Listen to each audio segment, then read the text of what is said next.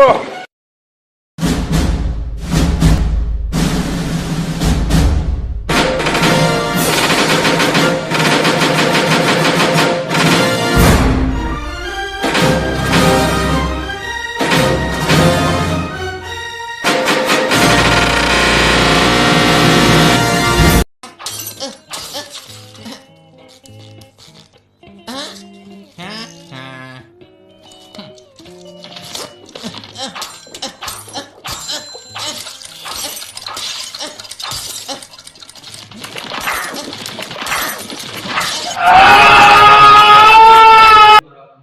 wabarakatuh. Waalaikumsalam warahmatullahi wabarakatuh. Sebelum kita memulai kegiatan pada hari ini, mari kita awali dengan berdoa. Silakan coba kita baca berdoa. Baik, silakan. Baik, kita berdoa sesuai nama masing-masing. Berdoa boleh. Berdoa selesai. Baik, di sini teman-teman semua dari mana? Dari jalan. Ada yang dari rumah, ada yang dari kos, ada yang dari masjid. Baik, Bapak mengucapkan banyak terima kasih kepada kalian semuanya sudah menyempatkan waktunya untuk datang pada hari ini. Nah, di sini kegiatan kita hari ini adalah bimbingan kelompok. Apakah Anda tahu semuanya apa itu bimbingan kelompok? Iya. Baik, saya akan menjelaskan pengertian bimbingan kelompok. Jadi bimbingan kelompok itu adalah suatu kegiatan layanan bimbingan konseling yaitu beranggotakan 8 atau lebih. Jadi tujuan bimbingan kelompok ini adalah untuk menambah pemahaman, meningkatkan wawasan dan menambahkan informasi tentang yang terbaru pada saat sekarang ini. Nah, adapun asas-asasnya yang pertama ada asas kerahasiaan. Nah, jadi di sini kita akan masuk topik menentukan topik. Saya akan menentukan topiknya. Jadi di sini kalau ada teman-teman semuanya yang merasa ada dalam permasalahan yang sesuai saya sampaikan topiknya, teman-teman tidak usah takut untuk menceritakannya karena itu permasalahan teman-teman semuanya akan saya simpan sebaik mungkin. Yang kedua ada asas kenormatifan. Asas kenormatifan ini adalah kita dalam melakukan diskusi ini kita memakai aturan-aturan untuk menyampaikan pendapat kita secara sopan, baik dan jelas. Yang ketiga ada asas kegiatan. Nah, di sini Bapak sebagai pemimpinnya meminta kepada teman-teman semua untuk ikut berpartisipasi dalam mengikuti menyampaikan pendapatnya secara aktif. Yang keempat ada asas kesukarelawan. Jadi di sini Bapak ingin mengetahui semuanya apakah ada yang terpaksa untuk datang mengikuti bimbingan kelompok ini? Tidak. Jadi Anda semuanya sukarela untuk mendatangi bimbingan kelompok pada hari ini. Ya. Jadi kita kan tidak saling mengenal satu sama lainnya. Saya akan memulai dari saya untuk perkenalan. Ya, nama saya adalah Fitrah Naldi. Jadi sini kita memakai perkenalan itu merangkai nama. Jadi saya akan meminta di sebelah kanan saya untuk menyebutkan nama saya terlebih dahulu dan menyebutkan namanya. Oke, silakan kepada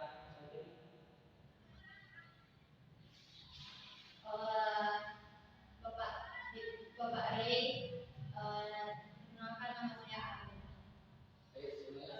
Bapak Ray, Arum, Nurani. Baik, Bapak Ray, Arum, Nurani, Joko. Baik, Bapak Ray,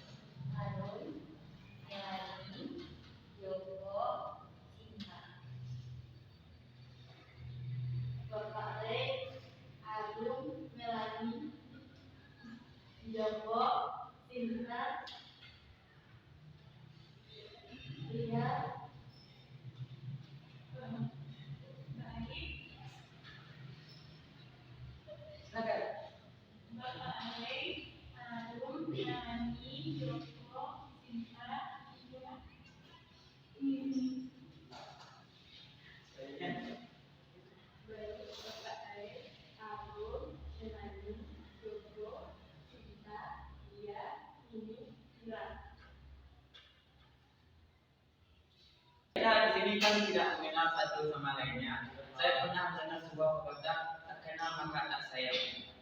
Jadi kita mulai perkenalannya terlebih dahulu.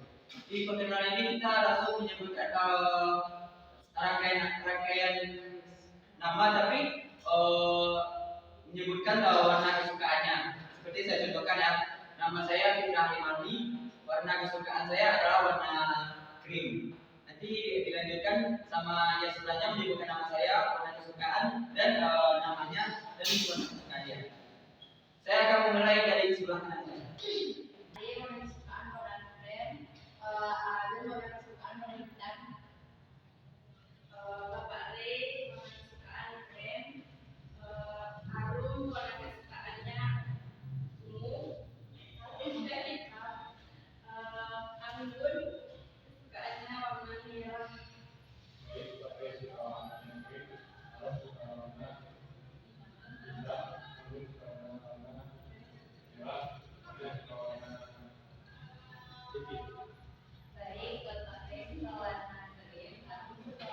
hitam, Agun suka warna merah, Fauzan suka warna putih, Mary suka warna abu.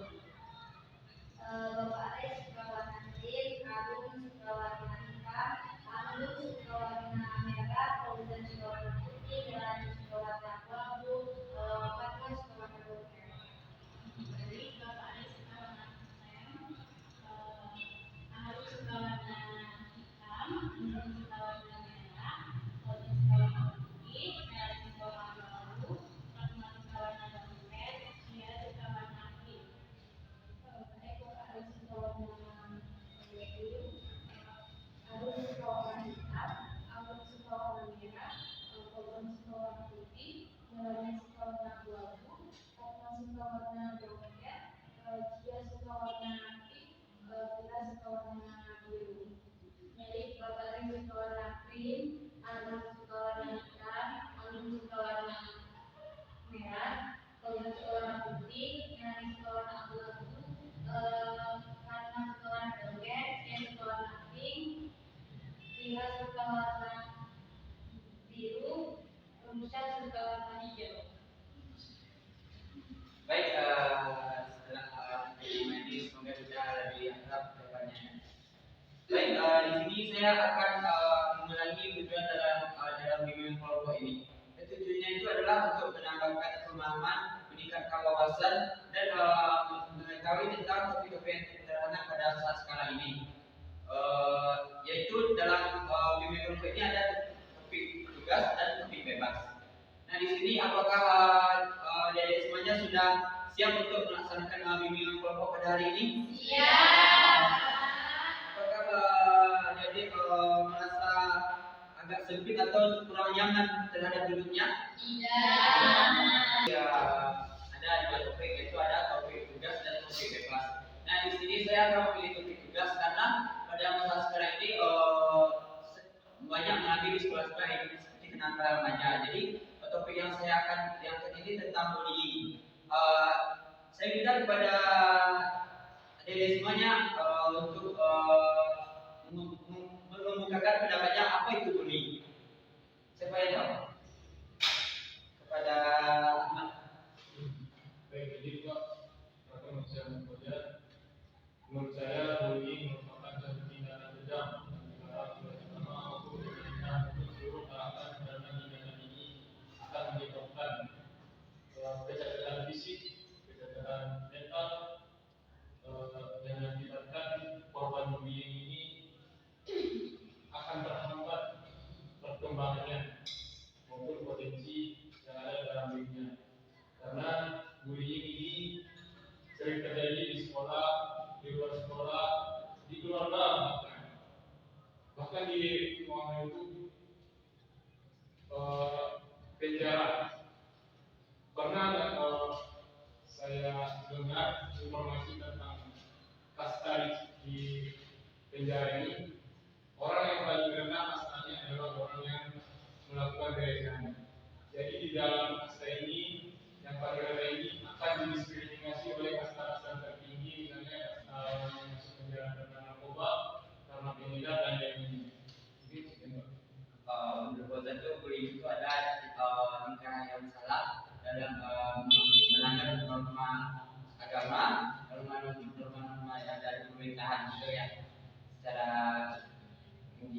bullyingnya. Tapi ada lagi dari teman-teman semuanya?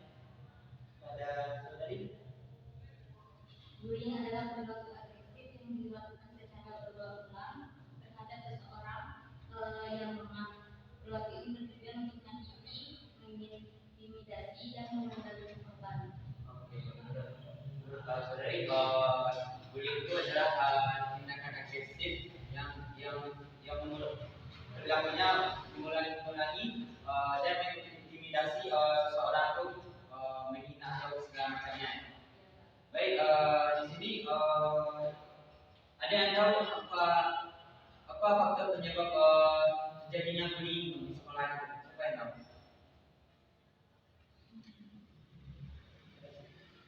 Kalau menurut saya faktor penyebab dari bullying itu adalah rasa iri, dengki, dan ketidaksukaan terhadap seseorang yang menjadi korban bullying. Jadi menurut Nanda itu bullying itu penyebab terjadinya itu karena rasa iri dengki kepada temannya. Dalam perjalanan itu dia itu ingin menurut Nanda itu penyebab terjadinya bullying itu karena rasa iri terhadap temannya, dengki dan jadi ingin mengintimidasinya untuk mencelanya, menghinanya atau memberi nama-nama yang tidak seharusnya diberikan. Oke, jadi dari penelitian nanti dan penyebab-penyebabnya, menurut Anda gimana sih cara mengatasi bullying tersebut? Apa pada yang tadi? Memberikan dukungan terhadap korban yang kena bullying. Oke, menurut Anda itu memberikan dukungan kepada orang yang korban bullying ini ya. Jadi ada lagi? Cara mencegah bullying itu dengan melakukan program sosialisasi dan mediasi itu dengan mendorong lingkungan yang positif dengan mengadakan program sosialisasi dan bimbingan terhadap korban bullying. Oke, jadi menurut Nana itu mendorong si korban bullying ini melakukan hal-hal yang positif agar dia tidak teringat sama orang yang dibulinya lagi. Baik, pada menurut saya dengan cara mengatasinya Pak, karena zaman sekarang makin dilarang seseorang untuk melakukan pelanggaran, makin kuat hasratnya untuk melakukan tersebut. Jadi solusi yang tepat menurut saya adalah menanamkan rasa untuk melawan. Jika Anda sebagai korban, Anda terus tidak ada perlawanan, dia akan terus, si pelaku akan terus mendorong atau mendiskriminasi korban ini.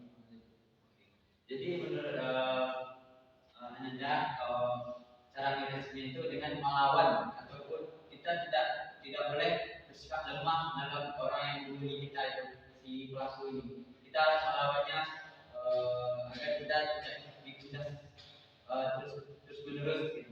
Jadi ada yang pertama itu memberikan dukungan kepada orang yang dibully itu. Yang kedua dan memberikan kegiatan-kegiatan positif untuk si korban bully ini agar dia tidak teringat sama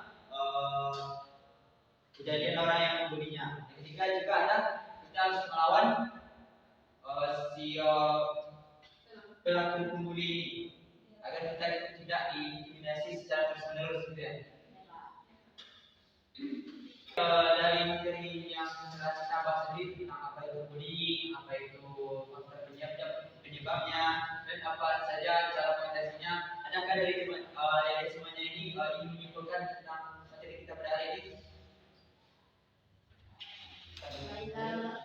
Dari pembahasan kita malam tadi, kesimpulannya itu bullying adalah satu perilaku agresif yang disengaja dan tujuannya untuk mengintimidasi atau menyakiti seseorang yang dapat berlemah. Nah, faktor penyebabnya itu banyak, mungkin dari ada rasa iri dari seseorang ataupun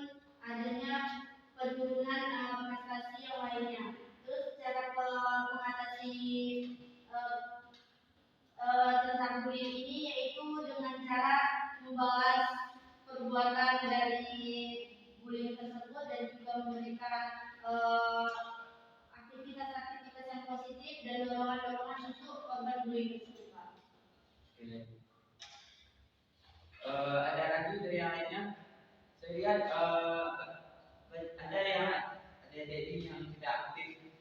Saya akan meminta kepada saudari yang itu untuk menyimpulkan apa pembahasan kita pada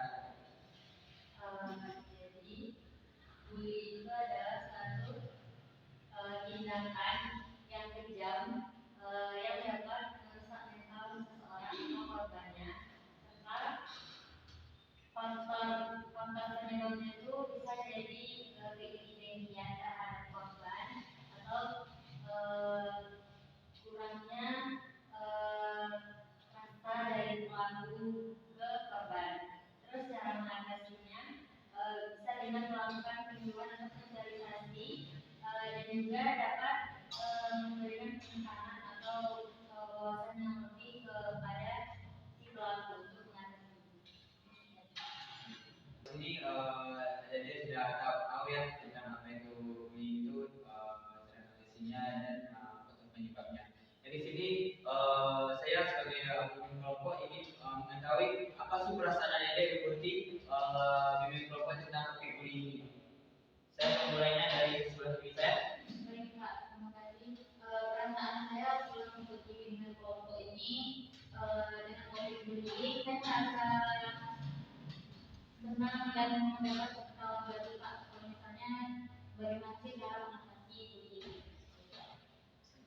Setelah mengikuti bimbingan kelompok ini, saya merasa senang Pak karena memiliki wawasan baru dan bertemu dengan baik Pak.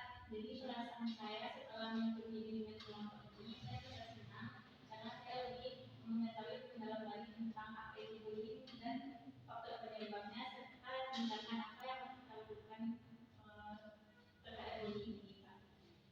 Baik, perasaan saya itu senang dan menambah wawasan saya mengenai apa itu bullying dan saya juga tahu cara mengatasi tindakan bullying tersebut. Baik, perasaan saya itu setelah akhirnya kegiatan di kelompok ini Pak, saya merasa senang karena dengan tentunya saya dan bisa lebih membuka pola pikiran saya tentang seberapa besarnya bullying itu terhadap kehidupan seseorang. Jadi kemudian masa satu jika terjadi nanti kasus bullying yang lebih parah dari pembahasan yang kita lakukan sekarang. Saya merasa senang karena bosan dan manfaatnya lebih dalam. Mungkin jawaban saya sama seperti teman-teman lainnya Pak, merasa senang dan juga bisa menambah wawasan yang terbaru tentang bullying. Oke, jadi perasaannya banyak yang senang dan Ustaz agak merasa takut karena ini akan berjangka lama untuk masalah bullying ini. Dan setelah mengetahui perasaan adik-adik semuanya, saya akan menanyakan tentang apa sih tindakan adik-adik terkait tentang pelaku bullying ini atau pelaku bullying ini. Siapa yang mau pada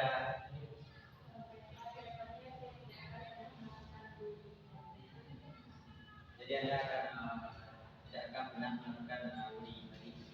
Oke, selanjutnya pada Baik, ada orang yang mencoba membuli teman saya akan menjelaskannya. Tapi nanti jika ketemu di luar, saya akan membalas dendam. jadi pada kalau ada memberi Anda itu diam saja di kawasan sekolahan. Tapi kalau juga Anda balas dendam ya, tidak boleh seperti itu. Kita tidak boleh dendam kepada seseorang itu. Karena kita menyelesaikan masalah itu dengan kepala dingin. Tapi Pak, kepala saya tidak bocor dibuatnya Pak. Jadi Anda pernah coba beli gitu. Saya yang dibully. Kamu yang membelinya.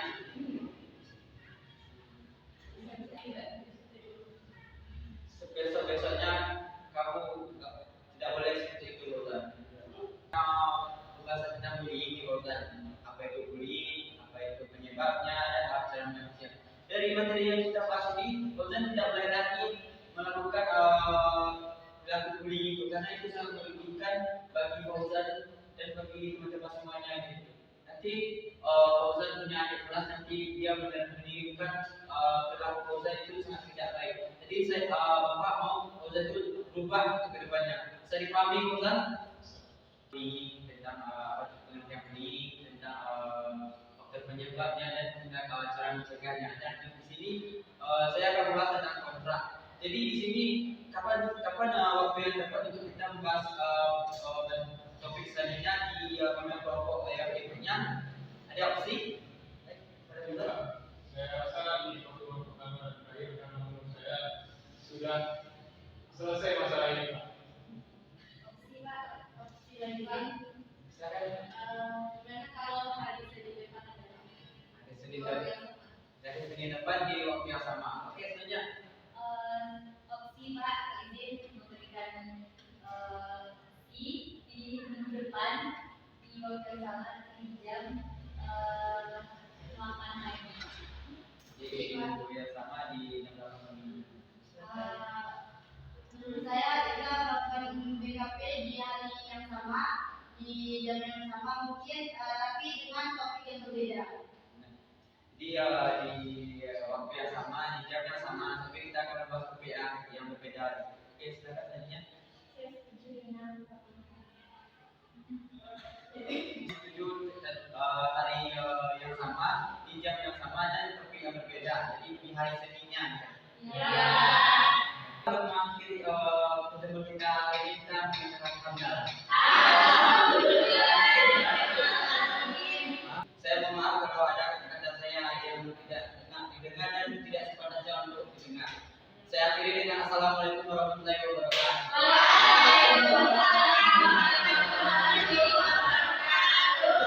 Hi vlog, welcome to my guys.